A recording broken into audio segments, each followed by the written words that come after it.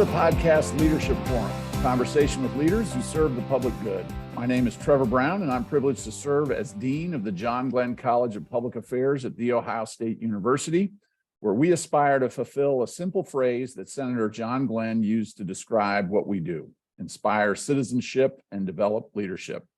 I also have the honor of serving as the host of this conversation series. So welcome to a thoughtful and reflective conversation about leadership. My guest today is Wright, president and founder of RAMA Consulting Incorporated, a performance management consulting firm specializing in strategic planning, stakeholder engagement, and employee development. Also is the leader of Milan Development, LLC, which provides capacity building and support services to small and minority businesses. Serves on several community boards and committees, including Huntington Bank's Business Advisory Committee. He serves as the chairman of the Columbus Metropolitan Club, the Planning and Investment Chair for the United Way's Board of Trustees, and vice chair of the City of Columbus's Recreation and Parks Commission. Finally, is also the co-executive director of the African American Leadership Academy. The Academy's mission is to increase the number of Central Ohio's African American leaders and broaden its awareness of a wider pool of capable and civic-minded African American professionals. Welcome to our podcast, and thank you for joining me for a conversation about leadership and civic engagement in the public sector. Hey, thank you for having me. Looking forward to the conversation. Let's start by just talking about today's workforce. And you can interpret workforce broadly. We're primarily interested here in the public sector, but even there, we interpret that broadly as public organizations, nonprofits, et cetera. What do you see as the primary challenges facing the workforce today? There's so many, and I think some of them are micro level and some of them are macro. I mean, we saw in January, for example, big tech, huge layoffs there. We localized it back to Columbus. We saw a number of layoffs in the financial services arena. And I think that's certainly based on the economy and where many believe we're headed in terms of the big R word. But beyond that, I think just making sure that workers are being productive while still trying to navigate things like remote and hybrid work environments. Even in our own company, we had several stops and starts around if everybody was completely remote, if there was a hybrid environment. And I think organizations are trying to figure that out. And you see some organizations actually saying, no, we want everybody back in the office. So just trying to figure that out, engage your people in a way that makes sense, I think is one of the challenges that folks are trying to deal with, and having to do it while you still have the demands of being productive. A lot of supply chain issues that are adding to the pressure of organizations to get things done, I think are playing out. And then I think 2020 taught us so much in terms of who we were as a nation. We've had several other examples since then, but looking at diversity, equity, and inclusion, and what does equity really mean in our workplaces, and how is it playing out is a huge challenge that many organizations are having to navigate. We've gotten many calls from organizations saying we need a strategy here. We've done some things and we're not seeing the impact we want. And so all those things are playing out into contemporary challenges of how do you tool a workplace for this new normal that is post-COVID, but it's also post-George Floyd and a number of other post-insurrection, post a lot of things. And so there's an evolution of the workforce and an evolution of the workplace, and trying to align those things is pretty challenging right now. Yeah, it's funny you said we all fear the R word, and I knew what you meant given what you said before, which was recession, but then you immediately jumped into remote work. And those are two R's that leaders are challenged with right now. But overall, I thought you did a great job of describing what I know many organizations are struggling with. It's just a high degree of uncertainty and trying to figure out in any one situation, what should I focus on as a leader? So tell us, how do you guide leaders in the public and nonprofit sector to rise to these challenges? How do you help them prioritize and identify where they should focus? And what have you learned about what strategies are effective? Well, fundamentally, I think regardless of where you are serving, there's a few, in my mind, universals. I like to think that everyone who goes to work in a public sector organization, not a nonprofit, government agency, any of those things, first of all, I hope is going to work with a servant leader's mentality. And, I often reflect on the work of Robert Greenleaf, who's kind of the the father of this servant leadership research and data. And he lays out, certainly his book, a lot of qualities of servant leaders. I do think, though, in terms of how we're seeing and helping leaders, it's really about helping folks to understand three things. What do I really want is fundamental. And I use the word really because we want a lot of things, but when we boil it down and really challenge leaders to get intentional about living their life by design and not by default, is what we call it in the Leadership Academy. But what do I really want? Number two is, why do I want it? And so really getting clear about, why do I want? Is it a role? Is it a salary? Is it a quality of life issue? Is it, I want to work in a certain environment, but why do I really want it? And then thirdly, what am I willing to do to get it? And, you know, we talk to young people sometimes and they say, well, yeah, I want to be CEO of a Fortune 500 company. We say, oh, that's great. And when you get to that question about what are you willing to do to get it, we might have to say to them, well, that means you're probably going to move 9 times, and 3 of those assignments might be international, and the faces change. You know, I don't know, I really want to make that level of sacrifice. And so I think all leaders right now are having to get real clear about what they want. I think a part of the great resignation we saw was individuals questioning if they were in the right roles, doing the right things, having the right level of impact. And we saw people, you know, really vote with their feet to move out of organizations they had been a part of for years, decide not to return to the workforce, and many of them decided they wanted to pursue things like entrepreneurship on their own. So I think all that's playing out, but I do think, you know, in my mind, you know, there's a whole lot of other strategies that could be used, but I think helping leaders to get clear on those 3 questions, what do I really want? Why do I want it? And what am I willing to do to get it? Still, to me, is an age-old opportunity for folks to get better. So that's a know thyself starting point, right? Like, Absolutely. As a leader, I need to figure out who I Yeah. am, what motivates me, and what I'm willing to do to achieve it. Yeah. But let's say I figure that out. Let's say I resolve those questions, hopefully with your good assistance. Now I'm looking at a workforce, particularly in the nonprofit and public sector, where, you know, with inflation running rampant, you got people leaving in large numbers because of the aging of the workforce in some cases. Let's say I've decided I'm inspired by the mission of this organization, and I want to make a difference, and I'm willing to make some sacrifice. What guidance do you have for leaders about how to translate that passion down to their workforce, which may be increasingly ambivalent? Yeah, my sense is that folks still watch leaders, both formally and informally. So I think leadership behaviors matter. I also think that as individuals model the way, other folks are more likely to emulate what they're seeing, at least the good behaviors of what they're seeing. But I also think, you know, which organizations today, you know, in my mind, have to be focused on building what I call A-list players, right? And in my mind, A-list players want to be measured. They want to understand what's required of me, what's going to make our organization successful, and how do I rise to that occasion. And so I think gone are the days of really directive leadership, where folks are being asked to do A and B every day, and you're being given all the direction to do it.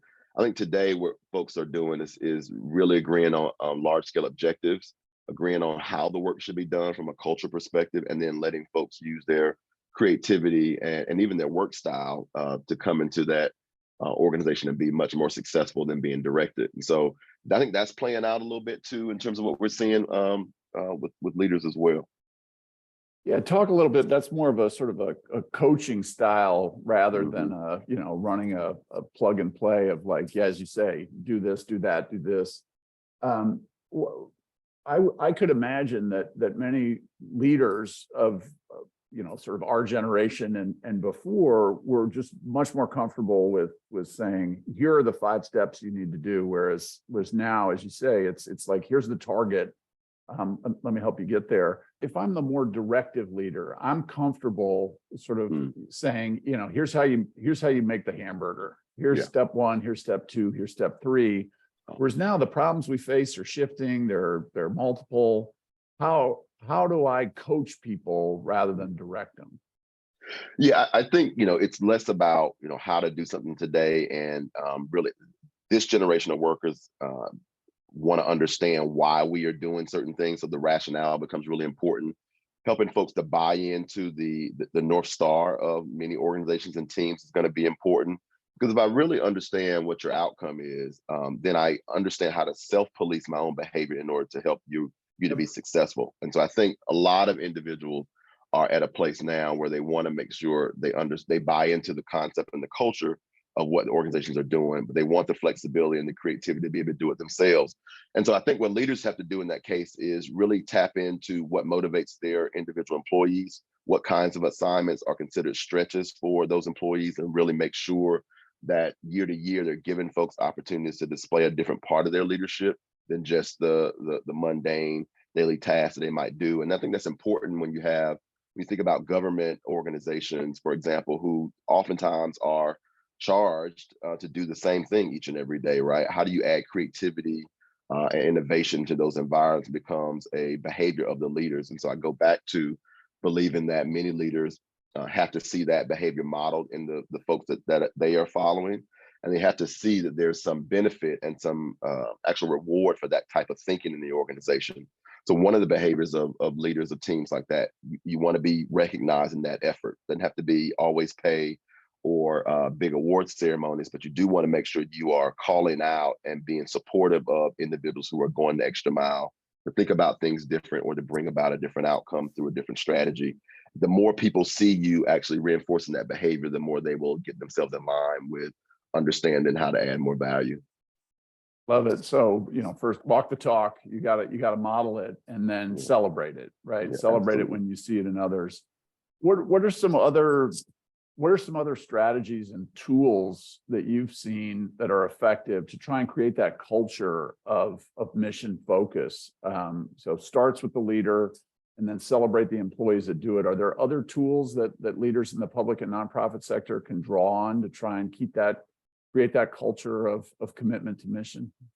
Yeah, I think there's a number of things. About 9 years ago, I kind of sat down and really observe what am I seeing in leaders that is consistent, that I believe are the behaviors. And I talk about behaviors a lot because in organizations, I remind leaders that people can't judge your intentions. They only see what happened, right? They have no idea really why it happened. And oftentimes people make up their own narratives about why things are the way they are. So I ask leaders to really focus on what am I doing, not what my intentions are, not what am I saying, but what am I Yep. doing that folks around me can really observe. So in my mind, there's a number of behaviors. One is I think that leaders are emotionally intelligent, and that's this notion of I have understanding and license over my own emotions and the emotions of others, and I can manage those effectively. And so knowing that, if a team member is down for a number of reasons, how do you not add to that stress by, adding a new assignment today, making sure you keep your hand on the pulse of your people is going to be important to that. Understanding when the team is fatigued or when Yep. folks need a break and we need to kind of shut it down for a day. We do that at RAMA where we have these periods of high volume and then just say, hey, we're going to take Friday off and this is going to be a closure because we recognize what we're seeing in our people. So emotional intelligence is a huge one. I say Yep. that leaders have to be both microscope and telescope focused. I think good leaders in this generation of organizations means you've got to be able to get into the details and down to that microscopic level, understanding what's driving the numbers, understanding the KPIs, understanding what is behind those KPIs. But at the same time, I think good leaders have got to be able to keep their eyes on the horizon. And that's that telescope focus. Can you look beyond the trees and really see what's coming? Can you skate where the puck is going? Can you anticipate large scale organizational shifts? I wish that some of us were good enough to predict what was going to happen with COVID. But what we saw there is a year or 2 years of people having to figure it out. And the good thing I think that came out of that is we did things in terms of how we deliver education, how we deliver social services, how individuals and teams connect during that 2 years that we never thought was possible. And so imagine if we think about Columbus, a school district with over 50,000 kids online and keeping them in the educational process. And so I think what it did was it allowed the public sector to be forced to think about some things differently than they never had to. And Yeah. now that level of innovation we think can continue if folks are intentional about thinking about what could happen. So I look at it like this: if I'm in a car and I have my seat too low, I lose a certain level of horizon on the car. But my goal as a leader has to always be able to ask, what balls might be rolling to the street in front of me, right? And can I anticipate those balls coming out before they're up and about to do harm? I think that's the same charge of most leaders today, is being able to anticipate what those balls could be rolling in front of the car without me seeing them. Let's shift. Thanks for that. Loved all those metaphors. Very clear thinking about how we should operate and behave and aspire as leaders. Let's talk about the African American Leadership Academy. Tell us a little bit about its goals, and I know broadly you want to increase the number of African American leaders here in Central Ohio. What are some of the challenges faced there, and what are some of the steps that we need to take as a community to increase the total number of leaders among us? Yeah, the Academy was started, we're coming up on now about 20 years ago, and it really was the leadership of some local leaders, Larry and Donna James, Yvette McGee Brown, former Supreme Court Justice, Janet Jackson at the time, who was at president of United Way, Don Vickers, who was at the Academy for Leadership and Governance.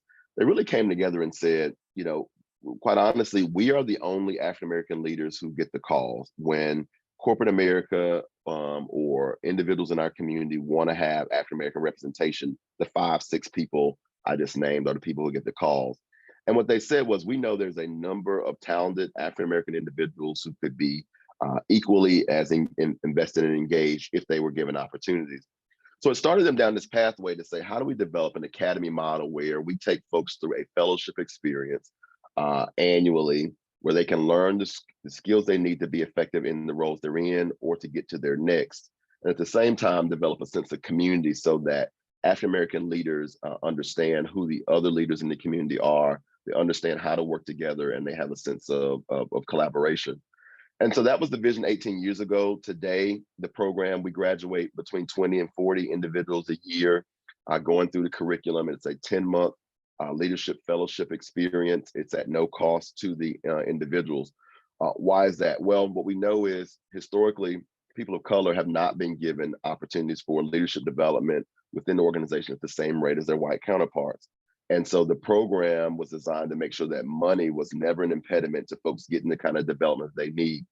We're sponsorship based. We have a number of corporations and organizations who support us, who all believe that there is a need to have strong African-American leaders in our community, and that there is a good thing in developing leaders from a cultural-based perspective. So what do? We talk about the traditional leadership strategies, things like influencing strategies, things like the power of the message, in terms of what are those things early on that mom and grandma told you that are playing out in terms of how you lead and show up. How do you get out of your own way? How do you think about value-added connections and how to grow those? And in doing that, what we found is leaders really develop a level of confidence that's really unprecedented, and they just start to take off. So they leave our program and they get engaged in all kinds of individual and professional endeavors that really kind of further our community. And that's really the give back, is that these individuals mostly stay in Central Ohio. They're leading in Central Ohio. And it really is kind of a who's who of Black Columbus when it comes to the leadership arena, have gone through our program. But our mission is to increase the availability so that no one's able to say, I don't know where there are talented leaders of color. We want to make sure there's always an answer to that question. So you're building that pipeline. Absolutely. And now I want to turn to you and learn more about your leadership journey. And we could start by, you are now the sort of co-chairing this, but you're a graduate of this program. Yeah. What drove you to want to enter the program, and what did you learn through that experience? Yeah, it was I actually was tapped to participate in the second class. So that was probably 18 years ago or so, very early in my entrepreneurial journey. But it's so funny that I remember some of the sessions and some of the things I said, and to see those things actually having come true in terms of what I wanted for my own leadership and service in the community is actually pretty awesome. For me, though, the biggest piece was, I think, learning that leadership challenges are not unique, that many of us are experiencing the same things.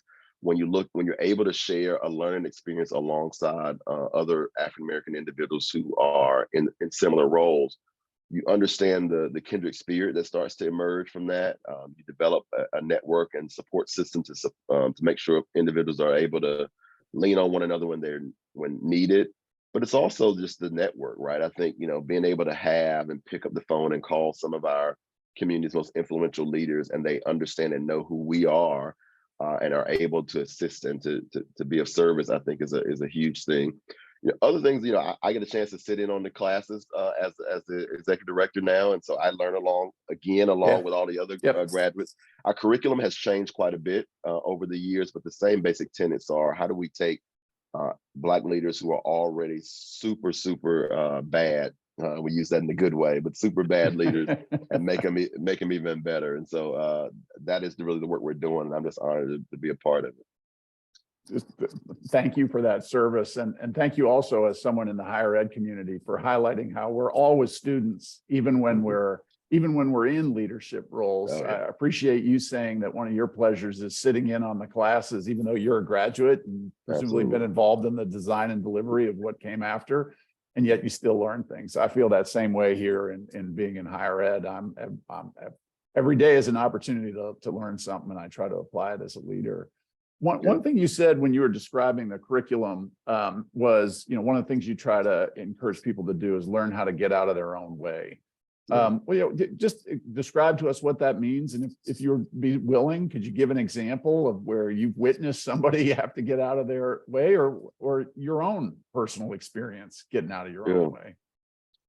Yeah, in the academy, we do quite a bit of strength-based kind of leadership assessment, right? Which really gets folks to understand who they are from what their style is from a leadership perspective, what kinds of strengths they innately have. And I think in doing that, one of the things we talk about though is that any strength overuse is a weakness. And so it's great that Mo, for example, if you look at the DISC program in terms of behaviors, I am a high D and a high C, which means I am super detail oriented, and I'm very results oriented, meaning I always want to get to an outcome. What does that mean for me? That means that in leading my team, I tend to push for results, and I tend to want things done yesterday, whether it's possible or not. And there's nothing wrong with being a driver until you come off as the overbearing boss, or you're burning your people out and they don't get the breaks they need, or you're seeing it because I'm so direct in my style, it comes off as a little aggressive for folks around me. And I had to learn that in leading my own company, that the way my strengths are great in terms of driving the business, but how do I nuance them and massage them in a way that they actually work for my people was a learning opportunity for me. And that's really the journey we're on. And I think the only way you do that is get in the laboratory where, one, you understand how am I showing up. So asking and seeking feedback is a huge thing. And from folks who will tell you the truth, not what you want to hear, is the other part of that.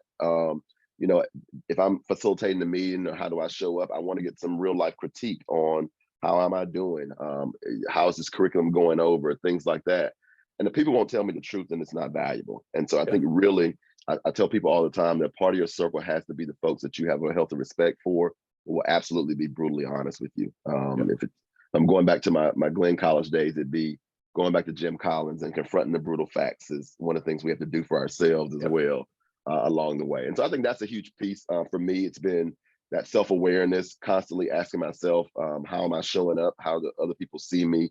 Getting that validation from others outside of myself, and then actually doing the work of figuring out if there's a gap between how I want to be perceived and what's showing up, what then are strategies to be able to move that needle. That's intentional work that we all stay focused on. Great. So one of the other lessons of leadership is there's no one pathway. There are multiple types of leaders, and it's often contingent on context, and everybody's journey is their own journey. But there's this sort of debate about whether to be focused on a single endeavor as a leader. That's where you can make the most difference, is really burrow in and say, this is my pathway and here's the organization or the mission I'm going to serve. Or you pursue an array of opportunities that are potentially related, and but they're distinct. I'm going to start this business, then I'm going to go work in this community organization, et cetera. You seem to have pursued, as I look at your dazzling resume, and the latter, which is you've pursued a remarkable array of different endeavors. I'd just be curious, what's driven you to be so not differentiated? There's a clear connection between all the thing, but where do you get the energy, and where just sort of strategically in your mind did you say, I'm not going to just do this thing. I'm not just going to start RAMA Consulting and that's my thing. I'm going to do all this stuff. What was the strategy and the thinking? You know, Trevor, I think it's evolved, right? I think when I started, it was, everything goes back to me today and then to what do you want as an outcome? And if you start with what I want as an outcome, it gives you a level of clarity, I think, for everything that you do. And it gives you some rationale about why you're doing the work when you don't want to do it in the middle of it anymore. So I think what do you want as an outcome was huge. And so for me, it was never about getting to do one thing. It was much more about, I want to be what I call opportunity ready. So that means that if I start a business, I want to be in a position that if there is a cool project that I want to take on, I want to work on, I have a company and the infrastructure to be able to do that. Or financially, as an entrepreneur, I want to be in a position that if there were other opportunities for me to develop revenue streams or diversify what we're doing from a revenue perspective, I'm opportunity ready. And so that's really, I think, been my goal, is to make sure that I'm always in a position to, if a good idea or a good opportunity comes across my desk, I'm able to seize that opportunity as quickly as possible. So that's really, I think, the game I'm playing is about, some of it could just be I get bored easily. That might be the other thing, and I need to do something different. That's a piece of the equation as well, so I won't discount that. But I do think, having, and I say that in jest, but at the same time, I do think we are seeing a new generations of students, particularly, and younger workers who are, very much bored in traditional settings in the way they have been designed. Yeah. And so we talked earlier about, what organizations and leaders have to do. Part of that, I believe, is tooling an organization where you can keep the variety that individuals are looking for in this generation, so they want to stay a part of the team. And so I'm having to do that as well. How do you really maximize special assignments and stretch kinds of projects so individuals get a different level of their skill set developed? Those things have to be intentional, but I think we're going to need to do more of that if we're really going to keep this generation engaged. And let's face it, because of where the workforce is, we need folks at work working within all kinds of organizations. And so those organizations have got to be tooled to be able to actually be attractive to that same talent. So I'm thrilled that we're going this direction, because here's another area of overlap. You shared with me when we talked before this that you had the privilege of being able to take a break. You got to take a sabbatical, and I'm going to speak with out of two sides of my mouth here. One is, I think I'm of the generation that was sort of the mind that you just work. You just keep grinding, you just keep going. But then the other side of my mouth is I have the great privilege of being in higher ed, where sabbaticals, time away, is very much a part of the sort of journey of re-energizing and introducing you to new ideas and starting new lines of work. So I've gotten the privilege of having it both ways. But just to your same point about, this generation isn't necessarily going to want to be focused on one thing. Talk a little bit about taking a break and its value. Oh man, I can't underscore the importance of it. There was a point, we'll be 20 years as a company this year, and there was a point at about 9 years in where I was completely burned out. And it was because the same messages I had received and bought into it as you did, which was you grind, you work hard, you keep grinding until you can get to a point where you can take a break. Well, the reality is the work never stops and the needs never go away. And so you find yourself for sometimes decades on the grind, taking an occasional trip here or there and having, some joy along the way, but never really truly unplugging. And, one of the things I do, as is I love to travel the world. And as we do that and we spend more time in Europe and in other continents, what we see is a much more appreciation for downtime. And we see folks that actually take, most of in the most of the world they call holiday, but truly take time. And so it's funny, every time I'm in Europe and I'm talking to the folks that we meet, and they're like, "How long are you here?" And we say, "Oh, 5 days, 6 days." They're like, "Oh, so short." And we're like, "Hey, that's a whole week of work. What do you mean?" Right? Exactly. Because the mentality is so different. Where American value and culture, I think it says that you have to grind, and for that grind, you get a little bit of time to yourself, right? Where I think other cultures have embraced. I don't like work-life balance. I think that's a myth, but work-life integration in a much different way. Yeah. And they've learned to do that with a level of intentionality that I wish would really permeate American culture. Case in point, in my last team meeting of the year, I was meeting with my team and I asked the question. We were talking about PTO policy because, quite frankly, what I was looking at was going to an unlimited PTO policy. pay time off. Yep. And so Yep. in doing that, I looked at some of the research, and what the research basically says is that people love the idea of working at a company where there is unlimited time off. They rarely really take advantage of it. Yep. And so it's more about the mentality, the message it sends to your people, right? And they also talked about ways to tier it for different levels of your organization to make it make sense. So I asked the question in the meeting. I asked, how many of you have taken your max time? This was December, so we're on an annual basis, and nobody had taken the time off in the year. Now here I am, fresh back from sabbatical, 5-6 weeks off. So I'm asking all these new questions.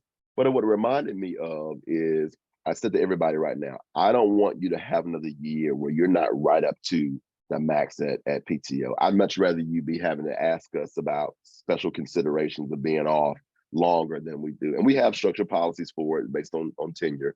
But I just don't like the idea of folks grinding and burning, because I know what that can do to you. And over time, it actually demotivates you. It makes you less clear. It makes you less productive. And it's not good for anybody, the organization or you. So I'm a big proponent of take the time you need. Sometimes that's not just a week. Sometimes that's a whole different immersive experience in a different culture to get away from everything to be work, and it's valuable. Well, Mo, that's a good place to wrap up our conversation. And thank you for taking time from your busy life to talk Absolutely. with me and to reflect on what makes for effective leadership in this dynamic and uncertain environment that we're in today. And fundamentally, thank you for your continued service to the public sector, to the nonprofit sector, and Central Ohio and its leadership core, particularly its leadership core of color. So thank you so much. Thank you. Thank you for having me.